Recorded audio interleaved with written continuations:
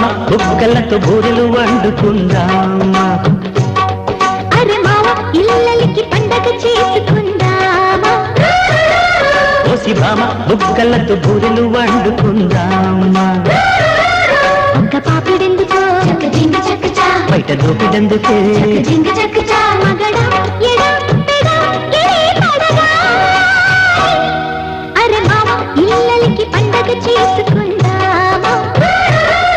OC భామ బుగ్గలతో బూరెలు వండుకుందామా